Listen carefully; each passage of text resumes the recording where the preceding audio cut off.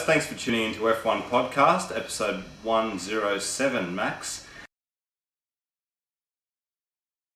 Well, the race was, going along nicely, and there wasn't too much happening, and it looked like Jensen was just going to scoot away with it, with Kubica and Vettel being on the podium as well. And then we had that incident just 3 laps to go, and those of you who saw us on Blog TV, we were just going, oh my god, we can't believe it, couldn't believe what had happened.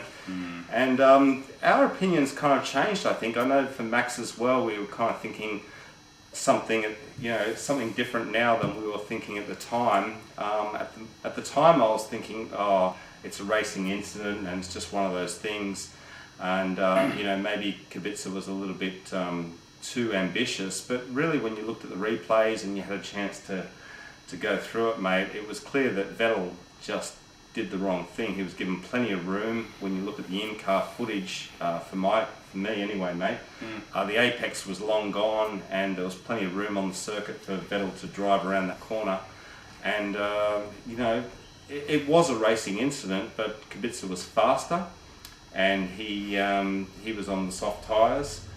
And I don't know if the penalty that Vettel got was justified, but for me it was a racing incident, mate, but it was Vettel's fault. Right, to me, Vettel fucked up. Kubica was on the harder compounds, he was about 2 seconds a lap quicker.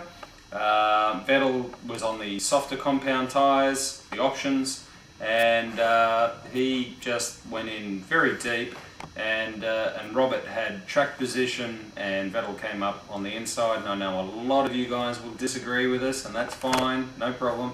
Buddha, leave the camera alone. But to me, Vettel fucked up, and I thought this is a great thing as well, that at the end of the race and the like, Vettel turned around and apologised to Red Bull, apologised to Robert for his mistake and so on and so forth, and I thought that showed the true character of the young man as well. But as far as I'm concerned, it was a mistake by Vettel, and Robert has nothing to apologise for. And unfortunately, I think for F1 fans as a whole, having both of those cars battling it out for P2 is disappointing, but there you go. At the end of the day, they'll show that the history will show that neither of those cars finished the race. Mate, I agree. Kubica outbraked Vettel and gave him plenty of room, and it was a racing incident, and that's just the way it goes, mate. Yeah, exactly. Yeah, totally agree.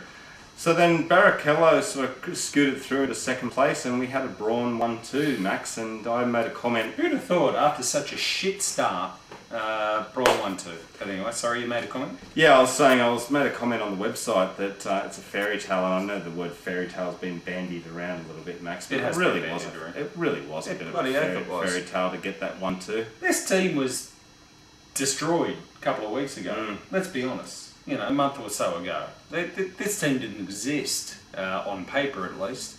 And all of a sudden, kabang. Yeah. P1 and P2 in the first Grand Prix of the 2009 season. Thanks very much for coming. And well done, Brawn GP, and I wish you many successes. Did well.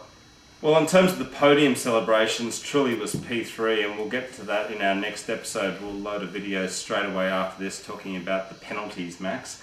But Trulli was on the podium and really enjoying the podium, and Jensen was enjoying the podium as well, mate. I'm really happy for him, and he was a little bit late for that press conference, and he was a tad late. I'm happy about that as well, mate. I thought that was a pretty funny story. So is he.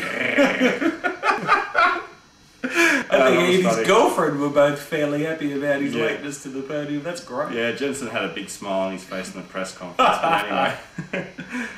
So we'll talk about the penalties in the next episode, because of course, the podium happened and there's been shenanigans since then, Max. So we'll see you soon for the next one. Alright guys, bye. Okay, bye.